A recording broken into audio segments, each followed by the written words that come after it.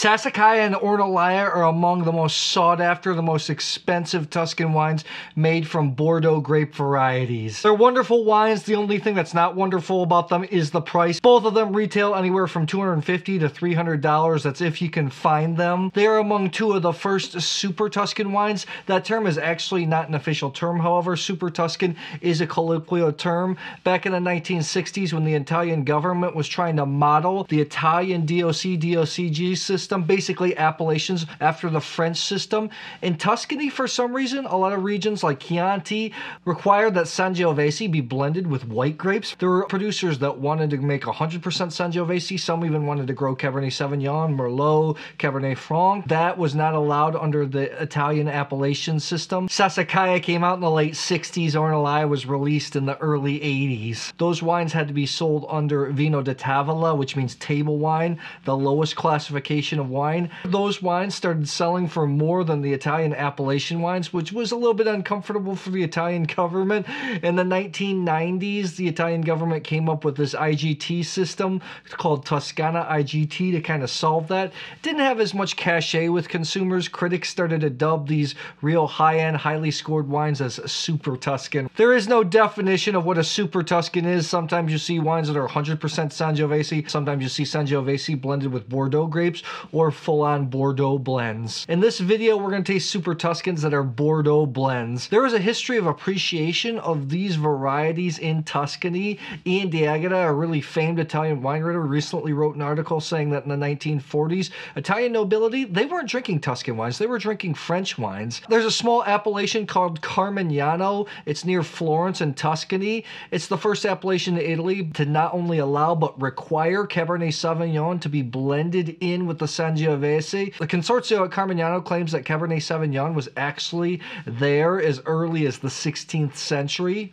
A lot of purists, even some of my wine writing friends, hate the idea of French varieties in Tuscany. I do think that French varieties like Cabernet Sauvignon, Merlot, Cabernet Franc, Petit Verdot taste a little bit different in Italy. I actually have an upcoming video about the second wines of Bordeaux versus the second wines of Tuscany, so you're going to want to watch out for that. I usually find that Tuscan Bordeaux blends have this certain tanginess. I don't know what it is. It could be the terroir. Also, it could be the winemaking. Italians like a little more acidity. It goes with the tomato-based dishes. And they like these espresso-like tannins. I think that they're a little bit different. The ones in Bordeaux can be hard sometimes or even a little more chewy. There are a lot of values to be found because a lot of producers in Tuscany are making Super Tuscans. Look for Toscana IGT. When you're there in Italy, I found some wonderful ones for as low as 15 bucks. However, here today, we're tasting 5 alternatives to Sassicaia Ornellaia. These are expensive wines. Anywhere from about $55 to $150, and I know they're expensive, but when you consider the price of Ornellaia and Sassicaia, the price doesn't look so bad all of a sudden. I'm ready to treat myself. Got my wannabe winemaker vest on. I'm ready to go to work. Let's taste some wines.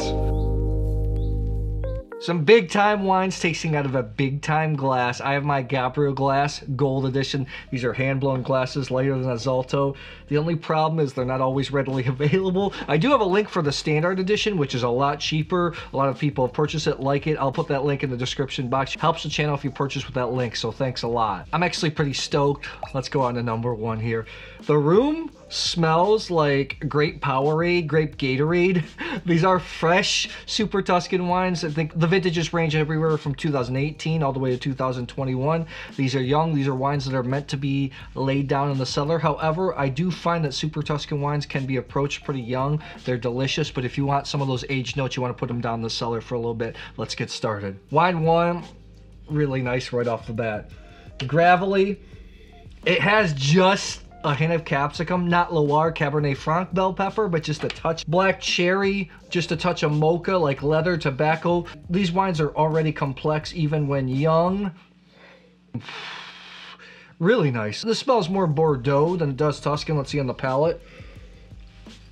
Here's the thing, this really acts like a left bank Bordeaux in terms of flavor on the palate even. Usually I find Tuscan wines to be more voluptuous. However, the tannins are espresso-like, which would tip me off in a blind tasting that maybe this is Super Tuscan. The finish is incredibly long here.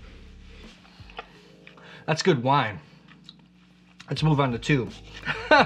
2 just has a hint of volatile acidity, that balsamic type note that you get with sometimes some Italian wines. Oh, but still got a really deep black cherry note. Got a little bit of soil. It has real shiny mineral notes. This to me smells a little bit like a Saint-Emilion Grand Cru. Saint-Emilion Grand Cru, great wine from the right bank of Bordeaux, more based on Merlot. Has this kind of shiny whetstone mineral quality to it, so that's why I think it is. Wow, has really wonderful flavors, long finish. This is big, round, voluptuous. I have no doubt that this has got a high proportion of Merlot in it. I did know what these wines were beforehand, but I Coravin them, like always, had somebody mix them up for me. I did write down all the percentages of grape varieties here. I would be hard-pressed if this isn't not heavily based on Merlot. It's voluptuous, got a nice mouthfeel, tannins around. It's a bigger wine. Now, I think a lot of people are gonna like two more than one. One is more my style, but I think it's very good. Let me take a hit of that. Let's move on to 3. 3 is a young wine. This is a baby. Super young. Got kind of like this grassy note to it, along with a red plum. Not a pruny flavor, but a red plum of kind of a red cherry type component. A little bit of black licorice. These are quite different. Like 1 had more leather tobacco. 2 was more Merlot, had that gravelly tasting. 3 right here has more of a licorice type note. Right now, it's not drinking as well as 2 or 1 in terms of immediate enjoyment. But man, there are some big time tans. It's structured. I mean, this is a super serious wine. It's good stuff. 3 is a baby. This is the type of wine you lay down for 10 years. What can happen a lot of times with these super serious wines, they can be fruity sometimes up front, like sometimes some Napa Cabs, that baby fat, that fruit falls off. Or sometimes that fruit can be hidden and it takes a while to express itself with other complexities. That's really good wine. I mean, I was ready to taste some serious wines today and these are not disappointing so far. 4 has tons of soy sauce. I actually just cooked up a rice dish, used some soy sauce a couple hours ago. It comes right out at me. The soy sauce is like a ton, like a miso soy sauce component. It's covering a little bit of the sour cherry, black cherry type notes. This is really savory. Hold on a sec. This is a thinking wine. Super savory. This is bright, has like this nice tinge of acidity. Okay, here's the thing I have to be real with you. These are all Bordeaux blends. I stuck 1 wine in here that has a little bit of Sangiovese, a grape that you know I love, just to see if I could pick it out. The acidity, the hard tans here makes me think that this is the Sangiovese. That's just what I think. We'll see if I was right. Old school Tuscan wine. Good. Number 5. Oh, 5 is serious. Very serious. I think I could tell that this is Bordeaux. It's got some tangerine peel along with the black cherry, plum, Mosciano cherry. This has got like a rawhide leather component to it. Mouth coating, very espresso-like tannins. This is a wine that you really have to think on.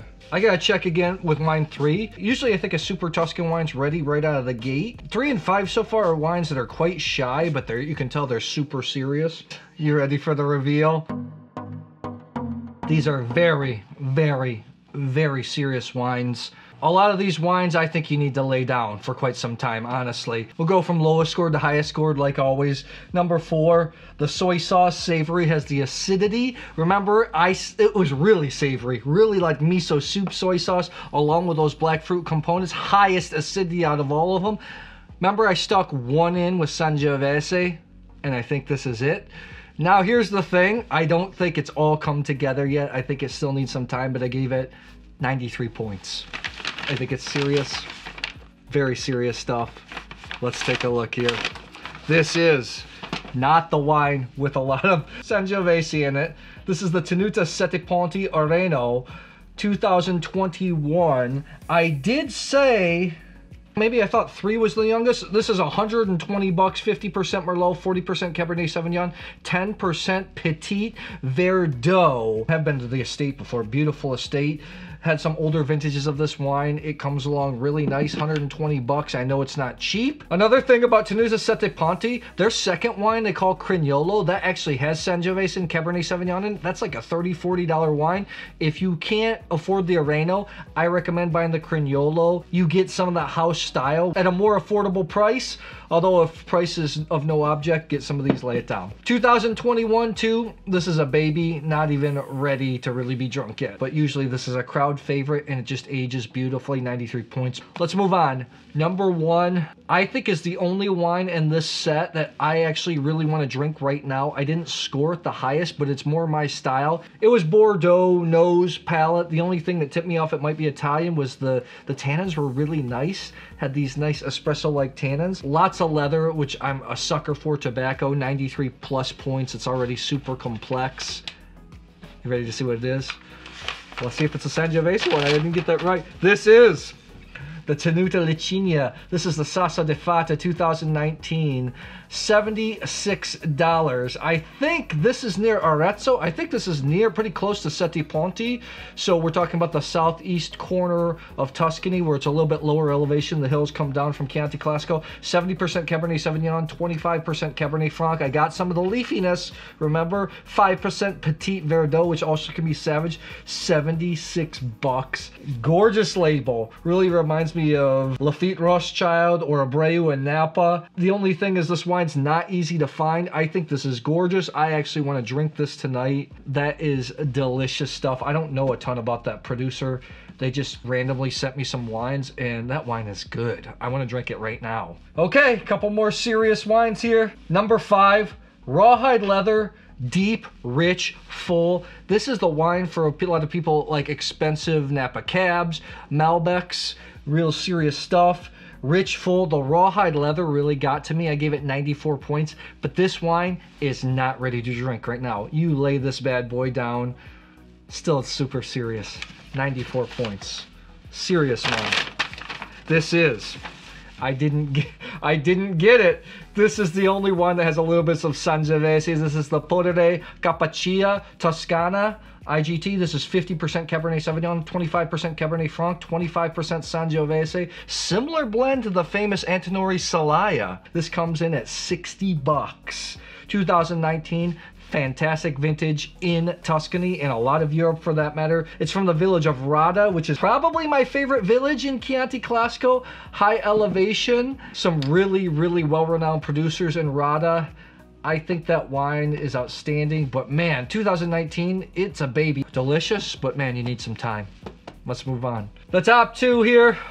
Number 2, 94 plus points. It's a little bit more approachable now. I thought it was heavily Merlot based. It had really that Saint Emilionness to it.